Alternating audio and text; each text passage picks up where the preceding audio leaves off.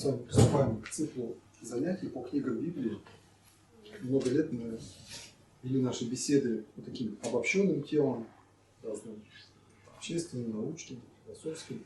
Все-таки мы находимся в стенах библиотеки, поэтому постепенно, так логически мы подошли к изучению именно библейских книг. Первая у нас сегодня будет книга, самая используемая, самая чаще всего звучащая именно в церкви. Это книга Псалтырь. Наверное, нет ни одного или почти ни одного богослужения, в котором бы не использовалась Псалтырь. Она используется на освящении машин, она используется на крещении, она используется в освящении крестика нет. В литургии несколько псалмов напеваются полностью или частично. На вечернем обязательно, на утреннем обязательно, иногда по 2 кафизмы читаются. Вспоминаю, как одна женщина рассказывала из Чернигова, нашего православный храм Московского патриархата, тоже попал под бомбежку. Вот. И она говорит, вот как вы молились на прошлую Пасху в разрушенном храме, мы поняли, как надо читать. Написано 2 кафизмы. Читаем 2 кафизмы, от и до. Не 3 псалма из 2 кафизм, а целиком полностью 2 кафизмы. Написано петь тропарь 4 раза. Значит, надо его петь 4 раза. И не мудрствовать, что это лишнее, что там одного раза хватит. Мы боялись. Мы уже просто боялись вот так произвольно отступать от устава. Это такое произвольное сокращение. Когда вечером расходишься и не знаешь, кто утром придет, будет человек жив или его, как говорится, пепел веничком сметут, их буквально так сказал. Вот тогда понимаешь, как надо молиться. И подошли дети и сказали, тетя Оля, дайте нам молитву. Нам что делать, когда сверху бомбы летят? А вот вам молитва. И дала 90 псалмов. Дети выучили за один день полностью, выучили 90 псалмов и читали его по сути. Такое. На самом деле, такое должно быть отношение к богослужению. Конечно, бывают ситуации, когда можно сократить, мы понимаем, что и Господь Он показывал, да? Не надо быть формалистами, и действительно ради любви, ради человека больного, нуждающегося, там, ради каких-то дел, ради угождения Богу можно и сократить. Да? То есть, ну так вот так самопроизвольно, без особой цели, без особой надобности, все упрощать, сокращать. Псалтырь используется в полуночнице, псалтырь используется на часах. На часах поется. То есть практически вот в каждой службе она читается. Такой, по-моему, книги библейской больше нет. Евангелие читается не всегда. Там, в посту даже на литургии Евангелие не читается. Апокалипсис вообще не читается никогда. Нет богослужения, в котором читался апокалипсис. Вот у нас православное богослужение читается только в домашнем использовании, ну, или в таких вот беседах. Пророческие книги читаются не все, какие-то читаются выборочно. Вот. Апостол читается раз в год, а псалтырь полностью прочитывается за одну неделю. За одну неделю псалтырь прочитывается целиком по кругу. В посту прочитывается 2 раза. 2 раза за одну седмицу. Вот такая книга. Вот. Вместе с тем, эта книга ветхозаветная.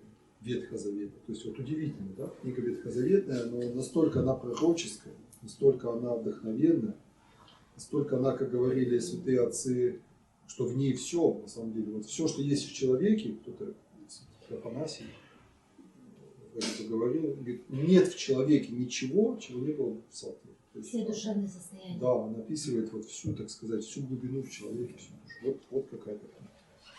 Вот. Я думал, что у нас получится беседа в виде лекции, такой научной лекции, знаете, там, сколько псалмов, ну, это все знают, там есть разный счет, то есть в разных переводах, на самом деле, количество псалмов может считаться по-разному. Да, нет, не только 150, 151, а там еще и по-другому можно считать. Вот. Еще там разные премудрости, какие есть переводы. Псалтырь, кстати, упоминается в исламе, Коран ссылается на псалтырь.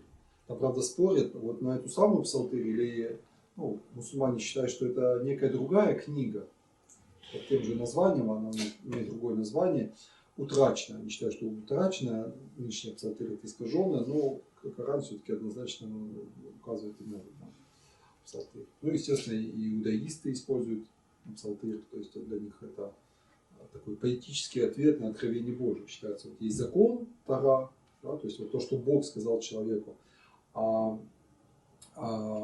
Псалтырь – это уже как бы ответ людей на закон. То есть вот там познавать Божий закон. Мы с вами понимаем, что закон – это не только запреты, да, закон – это вообще откровение Божие. Откровение Божие. И вот, допустим, в 118-м псалме, то есть в знаменитой 17-й кафизме, там 170, 190 стихов, и в каждом стихе, абсолютно в каждом стихе упоминается Божий закон. Просто называется по-разному. Закон, оправдание, заповеди твои. Но он, как можно так вот с разных сторон, да, говорить об одном и том же. Но столько, видимо, оттенков. Сейчас даже прочитаем для примера. Святитель Феофан Затворник еще на этот псалом написал вот такое 800-страничное толкование. Понимаете? На один 118-й псалом. Псалом сложный, он там составлен тоже как акростих и там, разделен на определенные части. Я удивился, когда я взял книгу нашу, у Дениса Статьяну видеокнигу, как можно 800 страниц толкования написать на один псалом. Взял и прочитал ее целиком. Вот, то есть такая там глубина. Такая глубина. Ну, давайте откроем как раз вот это у нас. Кафизм 17. Это Кафизм 17. Для примера, да, это 132 стих и дальше. «Призри на мя и помилуй мя по суду любящих имя Твое».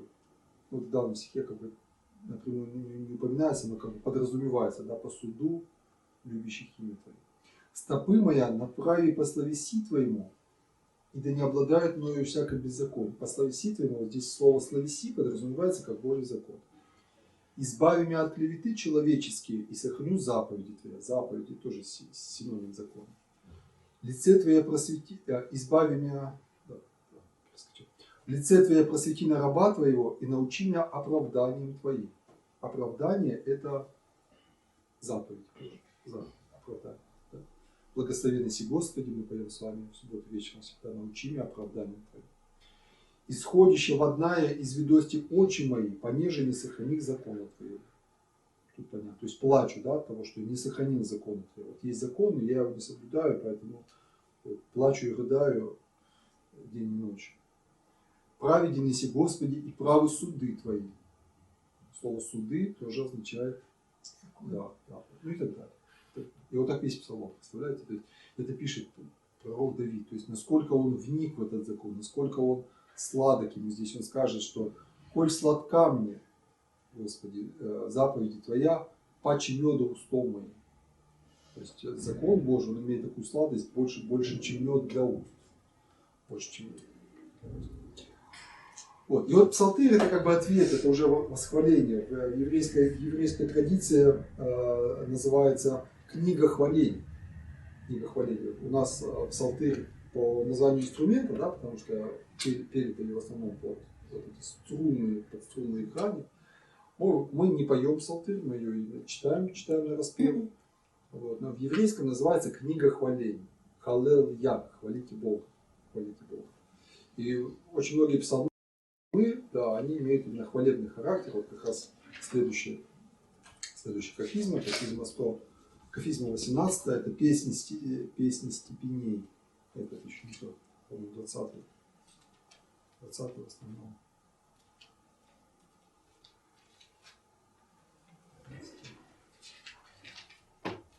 Ага. Да, 20-й кафизма, она уже в основном такая хвалебная. То есть, если первая, помните, блажен муж и жениди на совет нечестивых. То есть, начинается как бы с послушания Богу. Да, то есть, блажен человек, который, да, учительная часть. Это не учительная, то есть, слушайся Бога, слушайся. Послушай его в заповеди.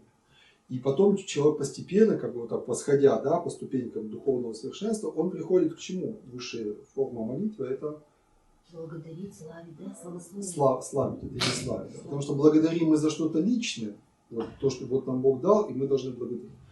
А это все равно молитва, ну, как бы корыстная, да, то есть мы получили, мы за это благодарим, тоже с некоторым страхом, а вдруг не поблагодарим и больше не будем. А хвала – это когда ты хвалишь Бога, вот, безусловно. Не за свое что-то личное, ты хвалишь Его за то, какой Он есть вообще, какой Он есть. Ты видишь Его промысел, и в себе, и в людях, вообще во всем окружающем мире, ты его восхваляешь. Да? Благословен Господь Бог мой, научая руцы мои на ополчение, персты мои на брань. Это 143-й псалом. Ну, здесь он восхваляет как бы лично, да, что вот Бог меня наполняет. А в конце, вот смотрите, уже приближаясь к концу псалтыри, хвалите Господа, яко благ псалом, Богове нашему да усладится хваление. Здесь уже хвалим Бога просто само по себе. Да. Похвали Иерусалиме Господа, хвали Бога твоего Сионе, и яко укрепи вери врат твоих, благослови Сына Твоя в тебе. Хвали душе моя Господа, восхвалю Господа в животе моем, пою Богу моему до небес. Ну вот, и заканчивается псалтырь недлинным 150-м псалмом, его можно прочитать целиком. Вы сидите, я просто стоя его читаю. Хвалите Бога во святых Его. Знакомая фраза, да? Хвалите Бога во святых. Хвалите Его во утверждении силы Его. Когда это, кстати? Поется это. Когда? В какой момент службы? На всеночном дне. На всеночном дне, да, тоже на субботу, да. Какими, да? Всякое дыхание да хвалит Господа. Хоть попивают, то хвалите Бога во святых Его, хвалите Его в утверждении силы Его. Хвалите Его на силах Его, хвалите Его по множеству величества Его, хвалите Его во гласе трубным, хвалите Его псалтыри и густы. То есть призыв просто хвалить Бога. Не благодарите за что-то, а восхвалять Его, воспевать, потому что это высшая форма. Хвалите Его в тимпане и лице, хвалите Его во струнах и органе, хвалите Его в кимвалиях доброгласных, хвалите Его в кимвалиях восклицаний. Всякое дыхание да хвалит Господа. Призыв. То есть мы Его восхваляем, и всякое дыхание, всякое, то есть все живущее, и люди, и вообще все существующее, да хвалит Господа. Вот такой вот путь духовного восхваления показывает нам эта книга. Поэтому мы не будем сегодня с вами читать эту научную лекцию. Честно сказать, я и просто к ней подготовился. И даже посмотрев материал, понял, что это слишком много. Это погружаться в эти цифры, переводы, это важно, это тоже важно. Поэтому свое место. Но есть разница знать о Боге или знать Бога. Есть разница. Есть разница знать о псалтыре и знать псалтырь. То есть знать его по духу. Да? Вот мы сегодня постараемся за эту беседу углубить немножко познание псалтыри, потому что она бесконечная, бездонная. Я уверен, что все вы ее в какой-то степени знаете, все вы что-то читаете, все вы какие-то строчки не понимаете, как я не понимаю. Ее, наверное, как и вообще в целом Библию, конечно, знает только сам Господь Бог.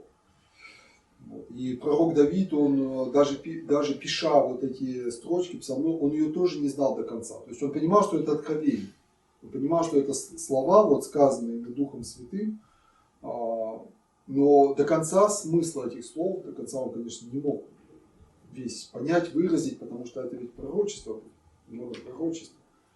Как там говорится, да, Исайя ужасся вопияши. То есть Исайя сам ужаснулся от того, что он говорил. Он говорил пророческие слова, ужасаясь от них, но понимая, что их надо сказать строчки. И вот наша цель сегодня немножко себя возбудить к познанию, к изучению псалтыря, потому что, скажем честно, что у нас сегодня есть, во-первых, боязнь понимания, она есть такая вот в церкви, она присуща, к сожалению, страх перед вообще разумением, страх перед образованием. Напомню, что до 19 века Библию не переводили, и запрещали переводить, и наказывали тех, кто переводил. Вот, и первый перевод Библии сожгли целиком, по-моему, уничтожен в 19 уже веке. То есть боялись вообще народу, не знаю, попы, раньше поп же было слово ругательное, а папа, священник. Вот. Попы многие были неграмотные, они предпочитали наизусть выучить. Вот эти молитвы, их же немного, там литургийные молитвы, молитвы на богослужение, вы учите их наизусть, нежели изучать грамоту. Ну а дьяк уже, то, что читает, чтец, панамарь, они уже, пускай не будут грамотные, а священник были случаи, когда был неграмотный. То есть боялись образования. Понятно, почему боялись, потому что там, где мудрствование, там и ереси, да, там и возношение, там и тщеславие, знание надмевает. Этого боялись. Вот. Но христианин-то он уже понимает, что все-таки надо найти золотую середину, надо найти царский путь. То есть не отвергать со всеми знаниями, но и не обожествлять себя. Пойте Богу разумно. Пойте разумно. По-моему, тоже строчку писать. Где-то тут даже надо поискать. То есть надо петь с разумом. Петь с разумом. Петь с пониманием. И мы к этому с вами должны стремиться. Потому что вот мы не просто читаем, как, знаете, там говорят, ну читай, ничего, что не понимаешь. Но читай, бесы понимают, трепещут. Бесы это понимают, а ты-то понимаешь? Поэтому мы должны понимать, потому что поучение сердца моего разума. Это тоже строчка. Уста мои возглаголят премудрость и поучение сердца моего разума. В память кого из святых, каких святых мы эту строчку сюда произносим? Какой категории святых? Ну, у нас же есть чины святости, да? Услышите сия все языцы, внушите все живущие по вселенной. Святители. Святители. Кто такие святители? Кто это по-русски? Святые. Нет. Это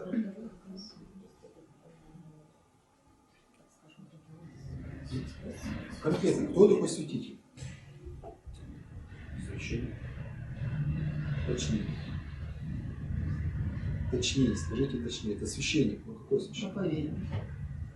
Это не обязательно. Это тоже верно, но еще точнее. Которые остались. Еще точнее, тоже правильно, но еще точнее. Там надо сказать одно слово, это сан. Просвещают. Сан, надо назвать сан, и все станет на своем месте. Епископ. Епископ.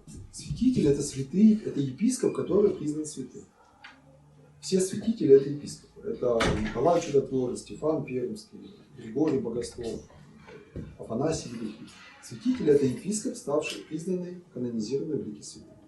Монах может быть канонизирован как преподобный, проповедник может быть, Нина тоже проповедница, но она же не епископ, понятно, не священник. Священник он может быть праведный, как Иоанн Хронштадтский, рядовой священник, или мученик, например, если диакон. Да? Святитель это епископ. А дело епископа это что? Это богословие. Это богословие, это мудрствование о Боге. Да? Поэтому епископ изображается на лице в виде орла. Вот он летит над городом, он блюститель, да? Он пасет стадо. Чем пасет? Словом. То есть он должен летать выше всех, он должен, вот, почему у нас в основном-то святые отцы, когда мы говорим, святые отцы учат. Это в основном святые. Иоанн Златоуст, Василий Великий, Григорий Богослов, это в основном епископ. То, кого мы называем святые отцы, которые учат. Там есть еще категория аскетов, это вот Исаак, Сирий, Ефрем, Сирий, но это уже немножко особая категория. А большей частью это епископ. То есть они как орел, они летают выше всех, ближе всех к солнцу. У орла самое острое зрение, он одновременно видит то, что здесь на земле, с самой большой высоты, и не мигая смотрит на солнце. Вот такая особенность орла. Не мигая смотрит на солнце, несмотря на яркий свет. Поэтому епископ, он как бы ближе всего к Богу, как пастырь, да, как архипастырь, он смотрит на солнце, то есть он созерцает вот то, что другого человека сожжет, то, что другого человека испепелит, а он в силу своего положения, в силу своей, конечно, там, допустим, девственности, монашества и так далее, своих способностей, он может богословствовать. В вопросе Медиаланской сегодня тоже прочитаем его строчки. И поэтому уста моя возглаголют премудрость. Их уста источают премудрость. Да? Они нас учат, они нас наставляют, они нам объясняют эти тайны веры. Сейчас как раз прочитаем. И поучение сердца моего разума. То есть разум, он учит мое сердце. Он обуздывает сердце, он показывает, там, что там, куда там твоя мысль, нет, стоп, стоять. Убирай эту мысль. Убирай мысль из сердца. Да? А это наоборот, вот иногда у святых отцов можно прочитать в таком стиле. Если к тебе пришел помысел такой-то, ты ему говори. То есть вот это внутренний диалог с помыслом. Да? То есть вот этой мыслью бей, допустим, такой помысел. Какой там привести пример? Как батюшка Таисия говорил, да? Ну, на плохую мысль, хорошую мысль. Да, фабрика добрых помыслов. Ну, допустим, человек болеет. Человек болеет, вот он увает, там, скорбит, и говорит, да что это за жизнь, какая болезнь. Ты сказали. А ты, когда тебя посетила болезнь, а ты говори, что кто не берет Христа своего, не следует за мной, не может быть моим учеником. И ты так вот этой мыслью, да, вот этими словами, ты себе раз и свое уныние убрал. И сердце уже не уныние, а там свет, радость, любовь весь. Давайте вспомнили епископов святых, который раз почитали. Как толкует Амвросий Медиаланский. Это не очень тоже часто цитируемый Святой Отец. Но вот его огласительные слова, слово 14. И он толкует 102-й псалом. Обновить, тоже вам известная строчка, обновиться как орля юность твоя. Поем. На литургии, кстати, да? Обновиться. Нет, 102-й. Обновиться как орля юность твоя. Щедрый милостив Господь, долготерпелив и милостив, да? Благослови душа моя Господа. Вот, я знаю. Благослови душа моя Господа. И вся внутренняя моя, имя святое Его. Благослови душа моя Господа, не забывай всех воздаяний Его. Ну, такой тоже хвалебный, призывающий к благословению. Вот как он толкует вот и конкретно эти слова. Обновиться от орля юность твоя. Целиком читать не буду, слово хотя оно небольшое.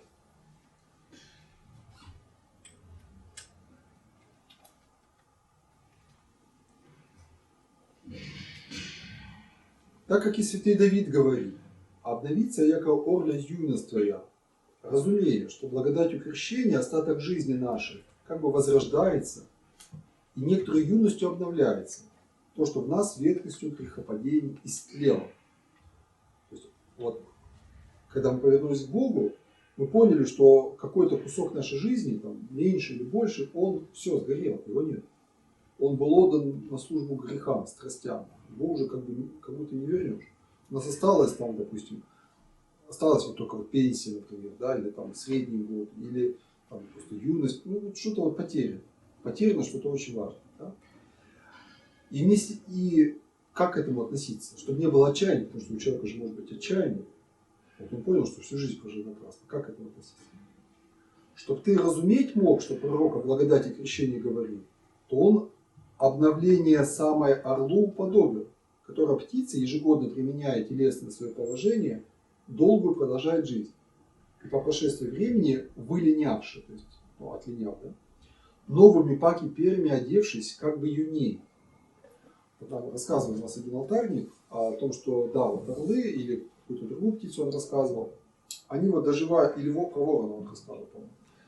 Он доживает до какого-то момента, и у него изнашивается клюв. У него изнашивается клюв. И он этим клювом не может больше вот пользоваться. И в этот момент у птицы наступает такой как бы своеобразный кризис, то есть она должна сама для себя решить, она будет жить дальше вторую жизнь или не будет. Он может умереть, то есть если у него как бы вот он паник, и знаете, так, какой-то вот такой аналог нашего неверия, да, он так и умирает, потому что не может себе больше пищу добавить.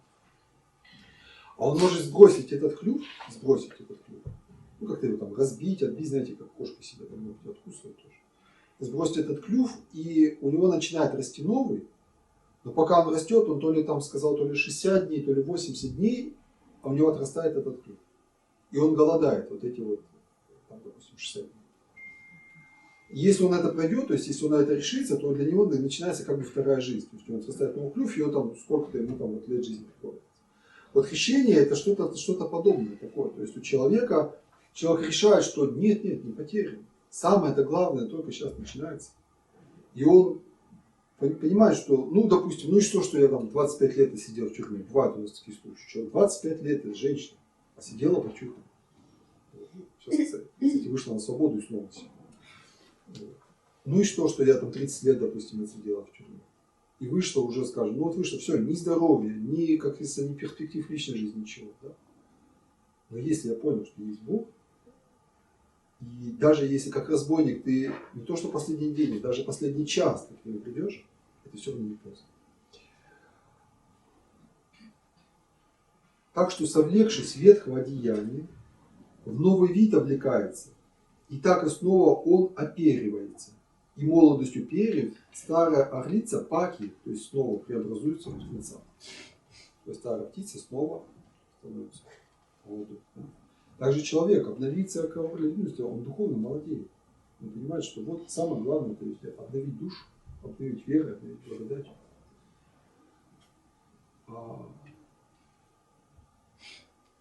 Справедливо разуметь должно Господа нашего Иисуса Христа, коего юность обновилась тогда, когда Он из мертвых воскрес.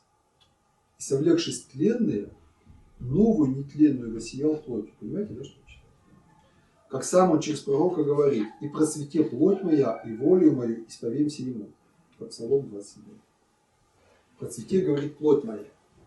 То есть во Христе воссияла вот эта вот новая жизнь, обновление, да? Почему мы должны похреститься, то есть соединиться со Христом, как бы уподобиться Ему, уверовать, что вот только во Христе нам Бог явил спасение, явил вечную жизнь в Иисусе безгрешном, воскресшем. Мы вот этой верой как бы так воспрянем, да, мы скажем: нет, нет, ничего не погибло, ничего не закончилось, все только начинается. Цвела плоть Господня, когда от пречистых ложественных Девы Марии произошел, как говорит Исаия. Процвела же, когда по посещению времени телесного цвета из гроба и славы воскресения вновь произросла. Подобно цвету благоухания и сиянию всем смертным сделала. Благовоние бессмертия благоглядела сладость обнося, сияние тлены присутствующего божества показуя. Ну вот такой вот пример, то есть какая глубина, да, вот в этих строчках. Царь Давид поет, вот обновится Яков для юность твоя, а до конца вот еще не понимает, он чувствует вот духом, что есть у человека это обновление, и хочет его, мечтает о нем, желает его.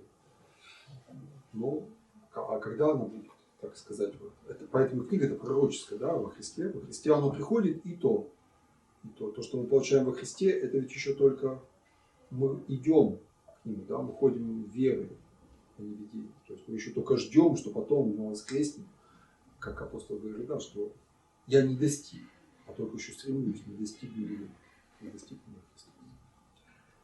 Ну вот такие несколько установочных мыслей, стихов, поэтому я хочу вас призвать теперь поделиться, какие у вас любимые псалмы или строчки, вот, которые прям понятны вам, которыми вы живете, которыми вы себя утешаете, которыми вы бьете этих внутренних врагов. Вот. А может, наоборот, не понимаете, вот они вас смущают, они вам жить не дают. Я для примера, пока вы вспоминаете, я скажу, вчера, готовясь к нашей беседе, я слушал отца Андрея Ткачева, он там по 57-му псалму говорит, и женщина спрашивает, говорит, как это вот умыть руки в крови грешника? Ну, тоже сейчас смущаюсь, как это вот может, такая жестокость, да, вот, убить грешника и умыть прям руки в его крови. А он объясняет, что это надо понимать фигурально. Умыть руки в крови грешников, даже иудеи, ну, в Ветхом Завете, они никогда бы это не сделали, они же от крови вообще всегда, от мертвого там отстраняли. Это фигурально, то есть увидеть, как наказан грешный, увидеть, что вот там был какой-то, допустим, прелюбодей, был, и тут Бог его, например, там молния убил на месте.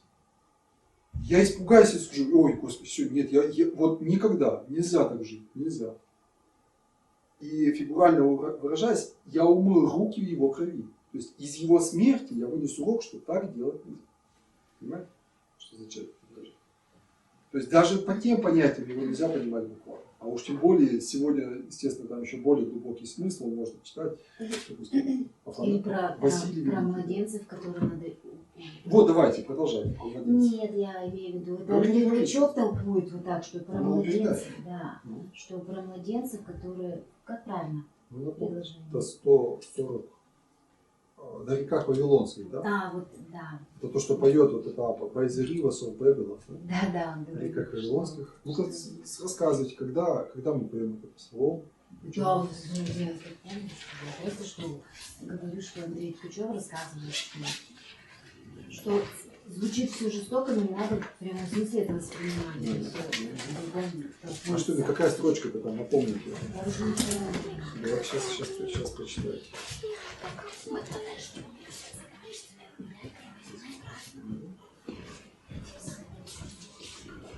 Какой это псалом? 136-й, знаете, вы читаете.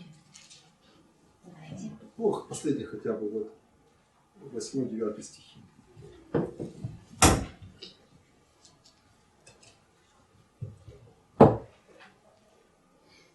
Так, дочь Вавилона, опустошительница, это 8 стих. Дочь Вавилона, опустошительница, блажен, кто воздаст тебе за то, что ты сделала нам. Блажен, кто возьмет и разобьет младенцев твоих, как камень. Вот это. Ну-ка, поем там, когда это, как Вавилонский. Как Вавилонский. Ну-ка, посту, к Великому посту. Подготовительные недели к посту и первые несколько недель Великого поста. Поем. Гасится свет, и мы поем.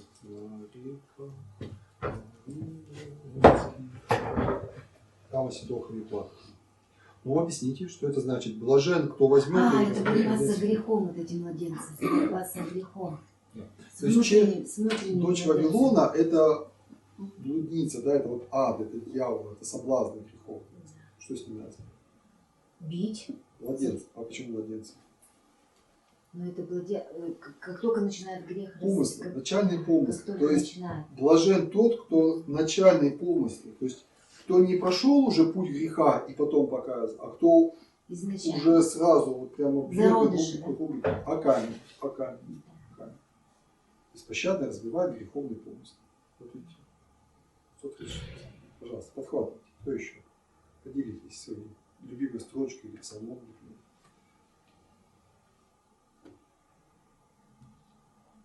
Любители псалтыря, искатели царства. Живой помощи Вышнего. Бога не вызывает. Объясняйте. Живой помощи Вышнего. В каких случаях читается?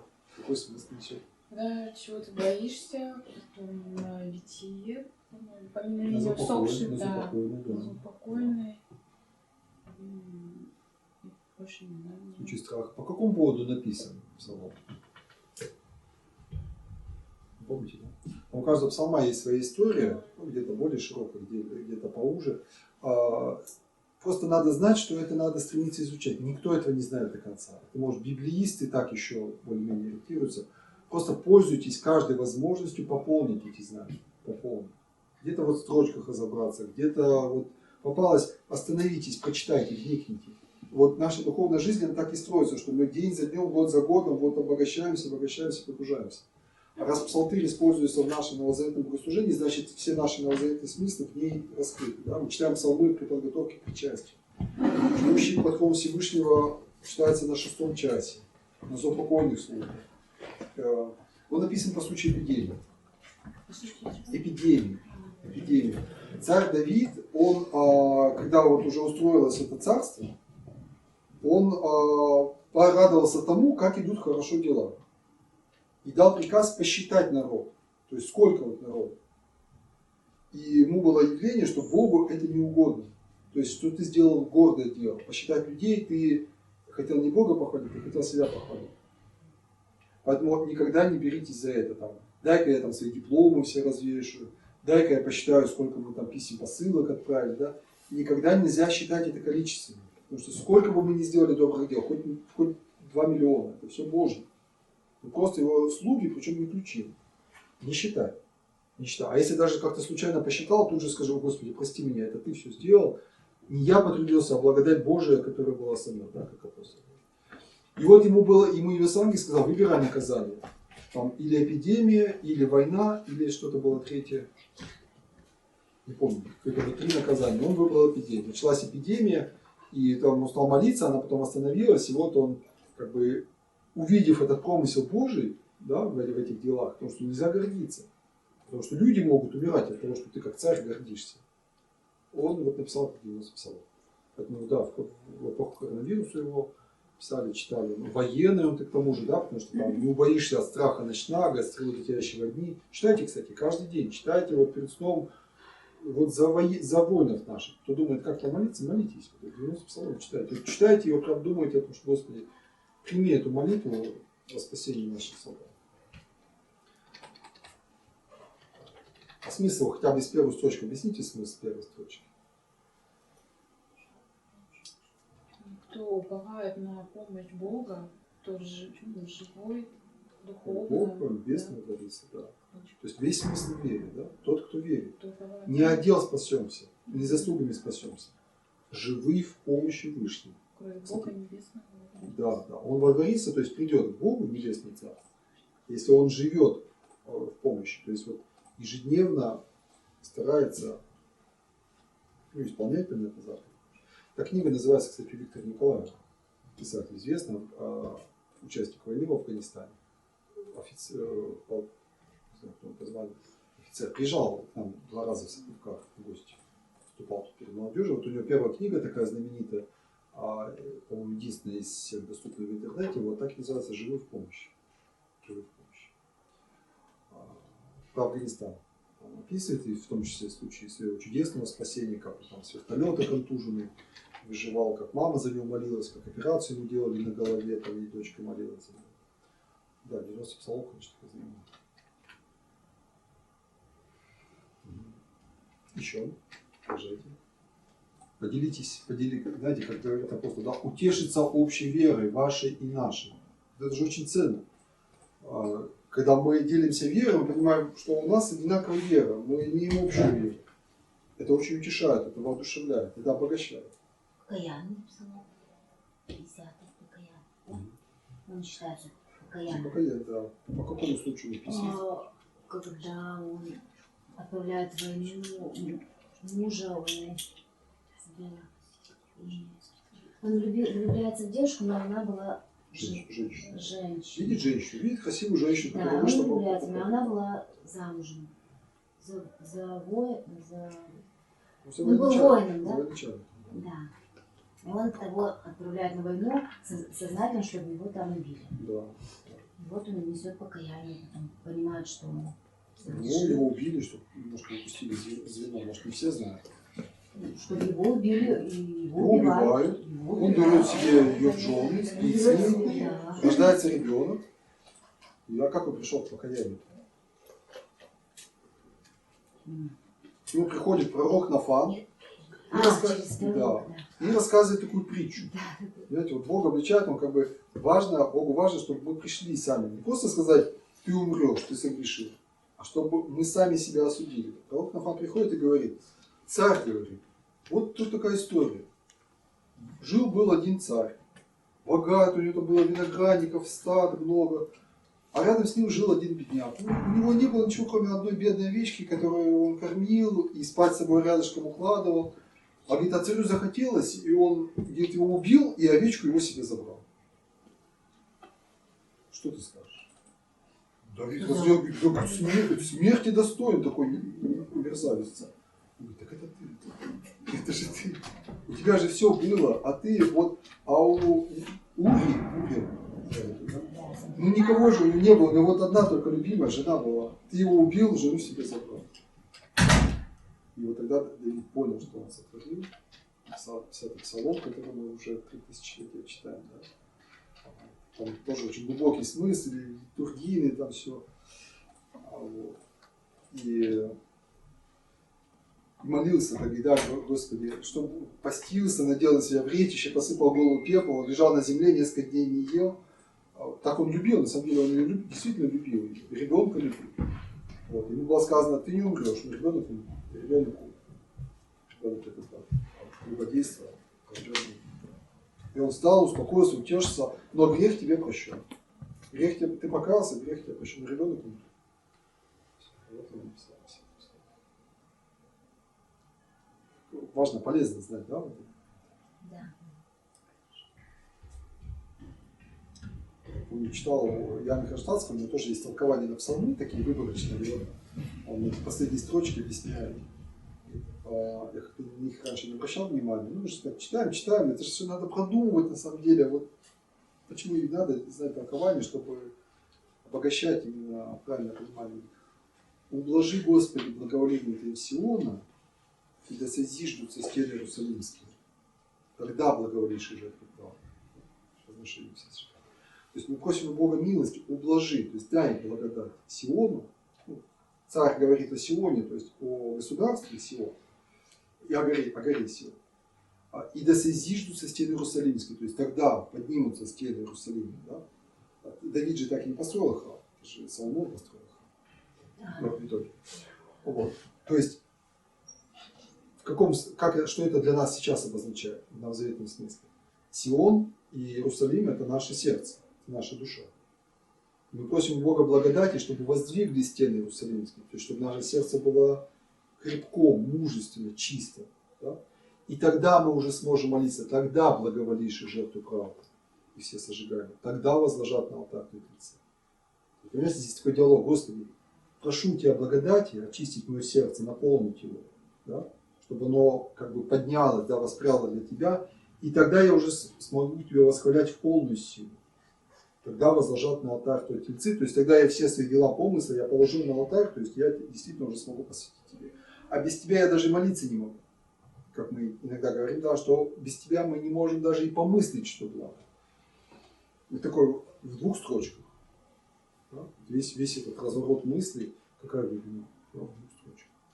Ублажи, возглашай. Поэтому хотя бы то, что мы поняли, хотя бы то, что усвоили, надо вот постоянно приводить себе на память, когда мы молимся, и наше сердце будет веселиться. Служба будет не в тягость, мы не будем ее отставить, как мы говорим иногда, что отстоять службу. Мы будем ходить со службы наполненной. Надо вслушиваться в службу. Вот ты пришел на службу, старайся в нее вслушаться. Там 2 часа будет петься, читаться, ты не запомнишь, даже если все это неспешно объяснить, ты не запомнишь. Но 2-3 строчки, 2-3 мысли со службы всегда можешь уносить. Всегда. Что-то услышал, что-то на проповеди объяснили, что-то может не запрещено, сейчас можно следить сам за службой следить. Вот. Открываю сейчас, благо сегодня есть последование полностью наряду, по крайней мере, вот, субботней, праздничной службы, все выложено. Плохо слышно, стой, следи, вот на телефоне есть же, слава Богу, открой, следи, потому что когда глазами видишь, лучше же слышать. Видишь, в храме кафизму не прочитали, не суди, почему не прочитали.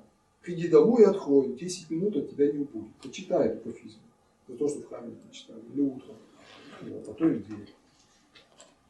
Открой богослужебное указание, там написано, какую кафизму надо было читать. Почитай эту кафизму.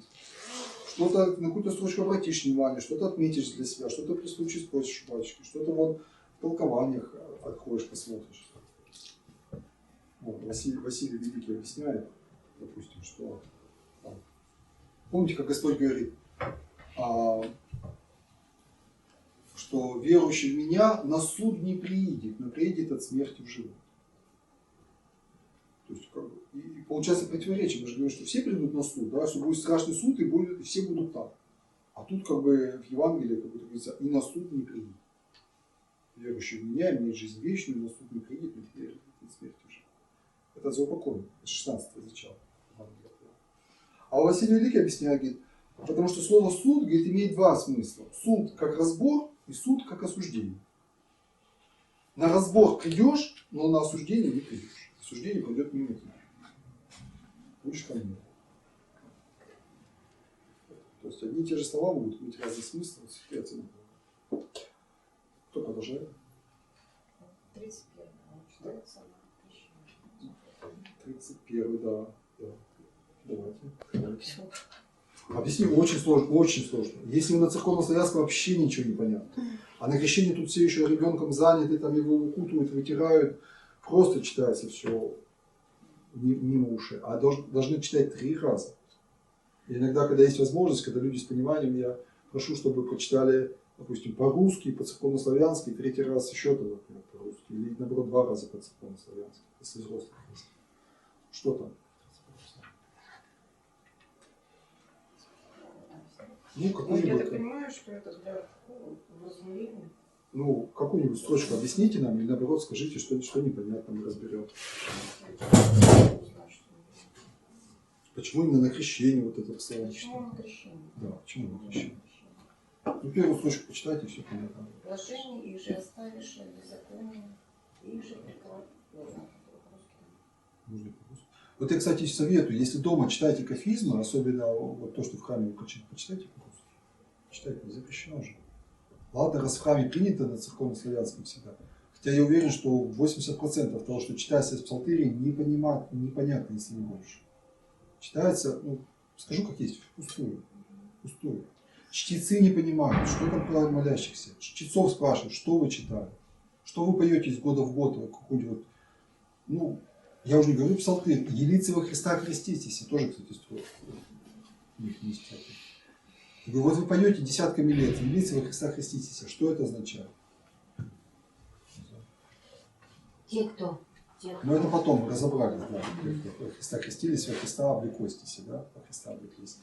Вот. А псалтырь-то тем более, поэтому я не думаю, что грех какой-то есть читать на русском для понимания. Надо.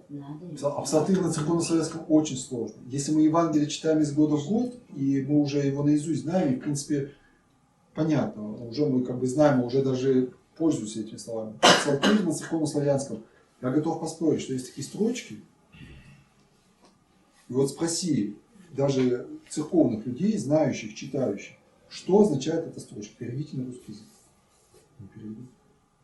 Не переведут. Потому что настолько сложный перевод на церковно-славянский. Смысл, сам смысл не понимает. Ну, читайте на русском, прочитайте на русском. Блажен, кому отпущены беззакония, и чьи грехи покрыты. Ну, то есть, блаженны те, кому отпущены грехи. Ну, кто прощен. Да. Ну, прямой смысл, прямое отношение к крещению. Что такое крещение? Крещение – это прощение грехов. И счастливый человек, представьте, вот человек нагрешил за жизнь, там, так и приходят люди же говорят, ой, у меня столько грехов, я даже боюсь даже рассказывать. Потому что времени не хватит, чтобы все это рассказать. Понимаешь, что нагрешил, как там в Америке же есть такое, да, там можно суммировать наказание, там могут, например, вынести приговор, там, 250 лет тюрьмы, или там, допустим, 3 смертных казни. Ну, понятно, что это исполнить невозможно, но как бы все равно как бы степень приговора показана. Да? Также и здесь человек может нагрешить на 10 жизней вперед. Ну, одни аборты. Представьте, если врач, допустим, всю жизнь вот, ну, по знанию, по незнанию делал сколько там тысяч, сколько миллионов. И когда это осознаешь, и око за око, зуб за зуб, а что, я своей жизнью могу только за одну жизнь заплатить, а на мне там их 150 тысяч, например. Человек же приходит в уныние, в отчаяние от осознания тех же грехов. А тут раз, и тебе вот, это притча о немилосердном должнике, да? 10 тысяч талантов. И царь раз прощает. Только сам прости своим, всем прости. Блажен, счастлив человек, который оставлены беззаконие и прикрыты. Смотрите, грехи прикрыты. Они не исчезли, они есть. Ну, как мы сказали, да, только что? Или если во Христа христистесь, во Христа. Христистесь. Что значит? Оделитесь. Оделись. Оделись, да? То есть Христос – это одежда наша, Он закрывает наши грехи. Грехи есть. Грехи – это наша нагота, грехи – это наш стыд, да? Грехи – это наше вот безобразие. Но она одета. Как вот, чем мы занимаемся? Вся наша цивилизация, там, косметика, краски, одежда – это все прикрытие наших недостатков. Мы их прикрыли. Нет, мы красивые, мы нарядные, такие комплименты, похвала. А внутри-то все срамно, снаружи красиво. Вот так Христос – это одежда наша. То есть мы не оправдаемся делами, не оправдаемся заслугами, мы оправдаемся верой во Христа. Наша вера во Христа – это есть Христос, это оправдание наше, одежда наша. Ну, вера, понятно, не просто так, как протестанты говорят, я верю, я сердцем верю. А вера в смысле вот это вот дела. Крест нести, бедным помогать, там, врагов своих простить, молиться вот так вот от слов своих оправдаешься. То есть скажешь, Господи, верую, что Ты мой Спаситель, и вот, что Ты меня простишь. И что я вот буду жить, и как Денис, да, тоже говорит, буду до конца жизни нести свой крест, там, свою инвалидность, и безустанно благодарить Бога. И все, и Господь скажет, ну смотри, за свои слова все прощается. А скажешь, ой, нет, что за жизнь, да нечего. Наша болезнь моя, говорит, всегда со мной. Да. Поэтому слова, да, слова, язык, речь. Хорошо. Еще у кого какой псалом?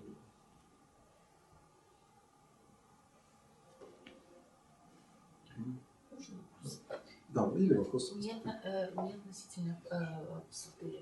Скажите, как относиться к тем молитвам, которые предлагают в интернете, пересылают молиться за наших воинов? Как относиться к этому? То есть я прочитала эту молитву, искренне в нее поверила. Но там в конце приписка разошли 10 человеком. И у меня сразу вопрос, а не спам ли это какой-то? Конечно, спам. Я в этих молитвах не участвую. Я мысленно благодарю тех, кто напомнил, что надо помолиться. Встаю и молюсь, но не этой молитвой, а хотя бы «Отче наш», или своими словами, или 90 псалом, или еще что-то. У нас есть церковная молитва. У нас есть, во-первых, сейчас молитва, утвержденная для чтения в храме. На литургии мы читаем после сугубо Ектиньи о даровании победы. Есть прошение на Ектиньи. В церкви должен быть порядок. В церкви все должно быть общее. Это не отменяет каких-то частностей в разумных пределах, но все равно надо молиться вместе, едиными устами. Вот. У нас есть молитвы святым воинам, есть молитвы Богородицы, можно пропеть тропарь Казанской, например, можно просто мимо моей помощи. Акафист, Александр Акафист, Невский. кстати, почитать, можно. Но вот эти, это не православные молитвы. Они не не православные. ложатся на душу. Там и слова не наши, там мало духа покаяния. Там даже читаешь, это явно протестантского духа. Я разговаривал с одним парнем, пятидесятником. Ну, то просто шли по улице, так разговаривали. Я думаю, ну, поспрашиваю хоть, как люди-то живут на самом деле. Ну, как вы это, как то, как вы молитесь, там, какие посты у вас есть. Вот. Ну, про молитву он так рассказал. Я говорю, а покаянная молитва у вас есть? Он говорит, а что это? То есть нет у них. Они знают, как благодарить Бога, благодарят Бога. Они знают, как просить, просят. Покаянного нет у них. Нет. И поэтому в этих молитвах там духа смирения, покаяния мало. А к Богу надо обращаться всегда со смирением, с покаянием. Помните, как отрок Вавилонский в печи? Там это вот в книге пророка Даниила, то есть 3 таких вот самых хороших отроков еврейского народа брошены в печь, они там горят, и они исповедуются Господу, что мы здесь горим за беззаконие народа нашего. То есть мы все в беззакониях, мы все, то есть они отождествляют себя с народом, и они каются в этом. Вот. И Господь их спасает в итоге. Да? То есть любая молитва, она должна быть всегда со смирением, спокойно. Поэтому также здесь, да, с покаянием помолиться, со смирением помолиться. Что мы достойны этого, Господи, да. Там погибают наши солдаты, а в наших поликлиниках каждый день погибает больше детей за государственный счет. И мы живем в этом беззаконии и никак его не остановим. Прости нас грешных, вразуми нас грешных. Хорошо, действительно, это вообще. И мало трудимся для того, чтобы это остановить.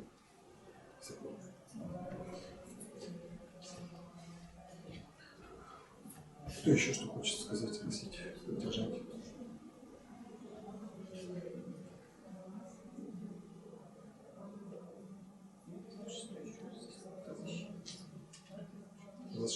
Защитный? Господь, кого не боятся, Господь побольше, но никого не защищает.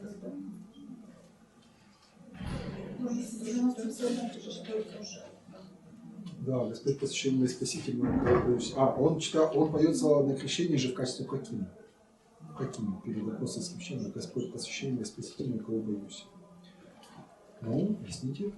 Хочешь сказать, как идти? Тоже как упование на Господа, что Господь всем своя опора, прибежище, защита, и если с Господом, то ничего бояться. Кого боюсь, да? Потому что когда человек крестится, мы же его предупреждаем, мы должны его предупреждать. Вы не думайте, что у вас все будет хорошо.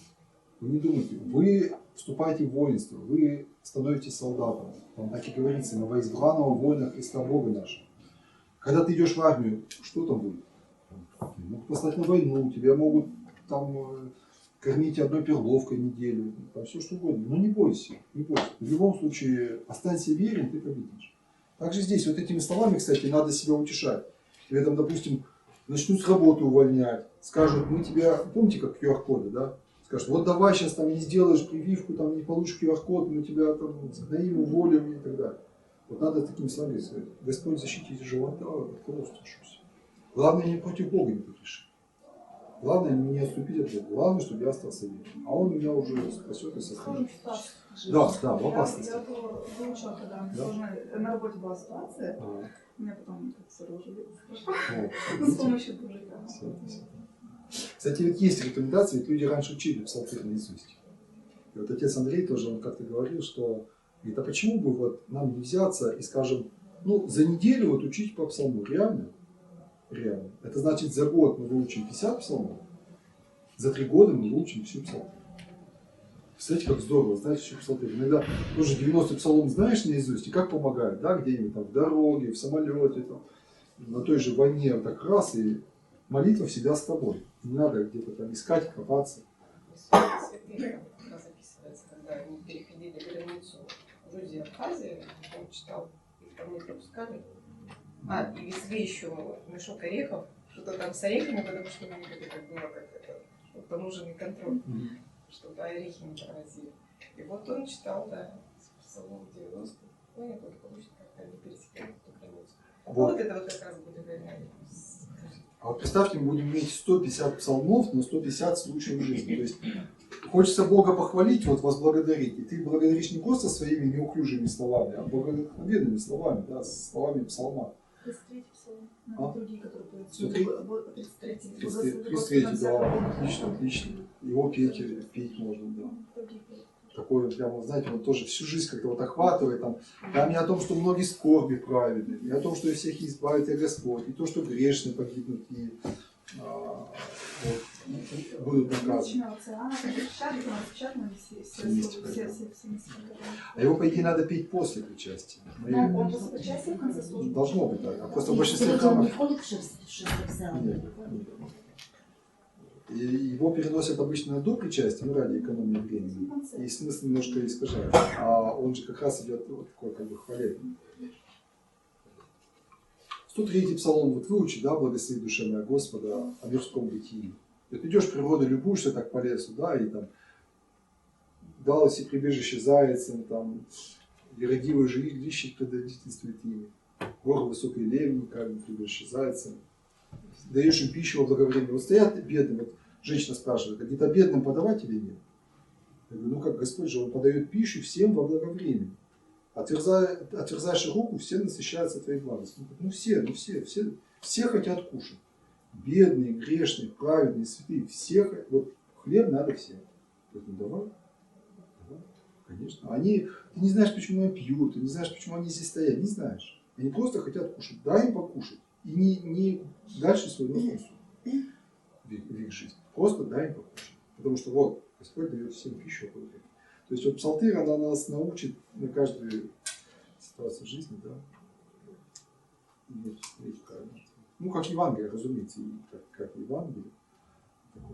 Такое, даже есть выражение, что псалтырь – это ветхозаветный Евангелие. Ну что, кто-то еще что-то хочет сказать? Можно спросить? Да. Вот, то, что стараюсь ходить каждое воскресенье, да, на службу, это обязательно. Обязательно, вообще должно быть. Стараемся, И субботу вечер еще. Да. Стараемся, Праздник. причащаться там почаще, да, это тоже как бы обязательно, да. Ну, смысл туда ходить в церковь, если не причащаться, да. Вот. Обязательно исповедь, понятно, молитвы утренние, вечерние, это обязательно. А псалтырь сколько надо? Минимально хотя бы. А нет, вы понимаете, это же любовь. Вот если люди любят друг друга, сколько они должны встречаться? Представьте, вот повстречались пара с девушкой, и они тут же начинают говорить, так, давай мы с тобой договоримся, там, не меньше 2 раз в день, в неделю, допустим, встречаться, да?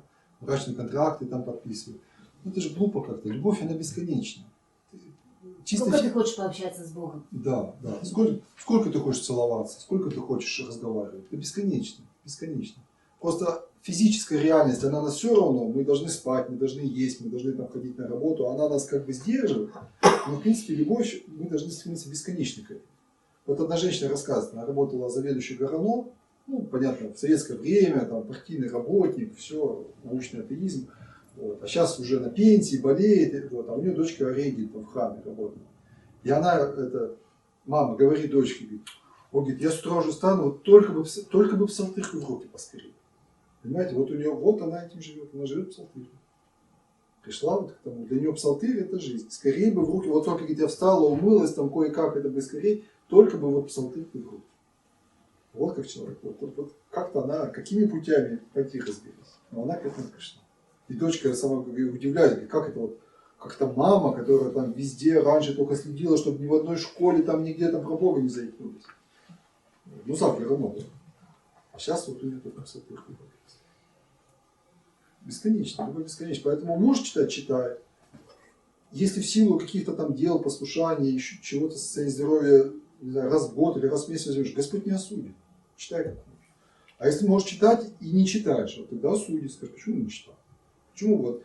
Я поэтому стараюсь всегда, когда придет вот мысль, думаю, ну скажем, вот если особенно дома нахожусь, бывает целый день, ну, по болезни там или в силу каких-то обстоятельств, так там часов 5-6, вечером придет мысль, думаю, так, что-то я забегался, дай помолиться бы сейчас.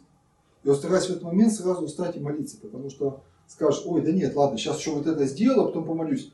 Вот увидишь, или не помолишься совсем, или помолишься где-то уже в конце, там какие-то уже скомканные силы. Встань и помолись, отдай Богу свежее, отдай Богу лучшее. Вот самое дорогое отдай утренние силы. Вот эти вот вечерние свежие силы, сейчас многие жалуются, да, что вечером не могут молиться. А потому что оставляют Богу, наконец, самое, вот знаете, уже после кино, после ужина, после детей, после уроков, после там всего-всего, после прогулок, на тебе Боже, ты меня не тоже. А Богу надо давать самые свежие силы. Отдай ему вечерние молитвы без концовки, они ждут 20 минут. Дай Богу свежие 20 минут вот, чистых сил, разумного чтения. В 6, в 7 вечера. А потом уже перед сном, когда действительно уже глаза закрываются, вот эту концовку Владыка Человеколюбче прочитаем. Так надо. Так же и псалтырь. Отдавайте ей. Это главное дело нашей жизни. Молиться и Богу служить. Это главное дело нашей жизни. Не жалейте для этого, не жалейте. Вот я вчера пример приводил, повторюсь сейчас еще раз. В пятницу был у Ксенюшки на кладбище на Смоленском. И вот который раз уже об этом задумывался. Вот идешь, и вокруг вот эти могилы все, бароны, полковники, губернаторы, там, фон, там какой-то, вот стоят железные надгробия, знаете, кресты там какие-то. Сколько это стоило в свое время, даже представить эти слова. Но не идут к ним люди. Не идут. Какие-то кресты уже валятся, какие-то осыпались, какие-то уже травой насквозь поросли.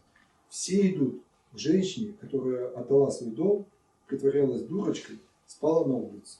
И по ночам искала приключения. Но к ней идут. Вот она жива. Вот она жива. Стоят, плачут, ручку целуют, к стеночкам прижимаются, цветы несут. Вот. Очень полезно. Прям переворачивать всю картину мира. Вот. Питер шумит, Москва там куда-то несется. Вот. А у Бога вот у него свой распорядок. Поэтому мы должны так мыслить, что вот вся моя суета, все мои там бумаги, все мои там деньги, вот это все ляжет в землю и истлеет. А вот это будет со мной навсегда. Вот это и есть жизнь. Вот, видите, она даже вот она такая ветхая, но это жизнь на самом деле настоящая. Христос распятый, оплеванный, опозоренный, преданный, вот он жив в этом. Возьми так. Вот он же точно.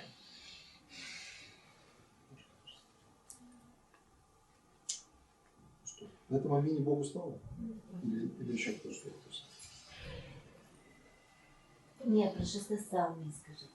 Про шестопсалмие. Ну что оно означает? Это как будто мы стоим уже на суде, да? Да. Шестопсалмие, которое читается на все ночные бдения, это означает, что ты пришел уже на суд. Или удачи воскресят, исповедать. Кто повесить во гробе милости. Такое смирение, покаяние, да, вот ожидание суда Божьего, такая как бы тоскующая душа. Верящая в Бога и вместе с тем понимающая, что нет, сама я никак.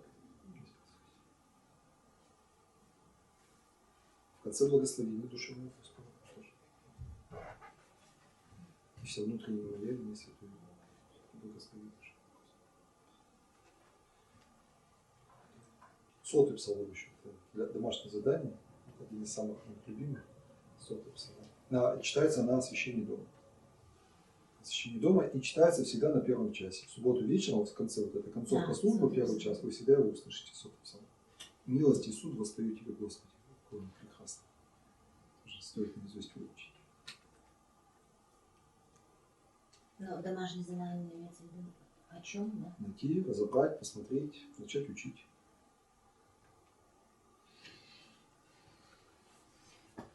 Можно еще спросить, вы сказали, что все псалмы они связаны с какими-то реальными событиями в жизни. А вот где можно эту историю написания псалмов, с чем они были связаны? Ну, смотреть толкование сейчас. Да? Ну, есть православная энциклопедия, там есть общая книга. Можно смотреть вот толкование святых отцов. У Василия Великого есть беседы на псалме. Ну, там где-то он историю описывает, где-то не описывает. У Афанасия Великого есть. А вообще советую вам для понимания, вот бывает какая-то строчка, непонятен смысл, толкование непонятно. Сейчас есть два хороших сайта, на которых собраны все толкования. Это Bible Optina Ну, просто наберете Библия Оптина, он, скорее всего, выйдет. bible.optina.ru и exeget.ru. Там прямо вся Библия по стихам. Открывайте любую книгу, любой псалом, сразу стих. Ну, допустим, вот вы читаете 21 псалом, 12 стих. Непонятно, что это, к чему это. Прям там за минуту открыли псалтырь, стих, и там вам все святые отцы. Прямо все на этот стих что сказать. Очень, очень удобно, и сразу вот можно все разобраться. Потрудились, конечно, наши отцы, монахи, вот, создали это все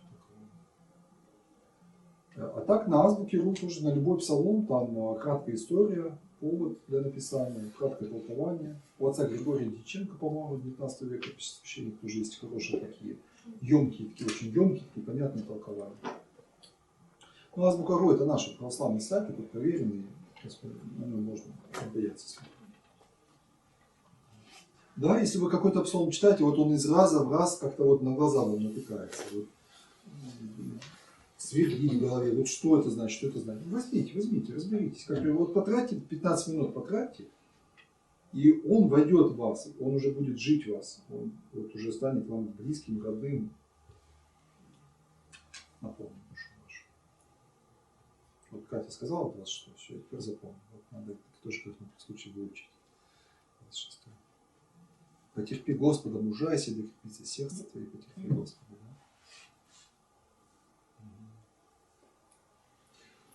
Вот. Ну ладно, благодарю вас за беседу. Да, пусть псалтырь звенит в душе вашей. Значит, следующая встреча у нас в ноябре. Пока предварительно второе воскресенье ноября, также в 4 часов. Но следите за расписанием, если какие-то непредвиденные дела сдвинут. И предварительно планируем беседу о следующей библейской книге, не по порядку, но тоже такой прекрасной и очень таинственной. Песни. Книга «Песни». Планируем на ноябрь.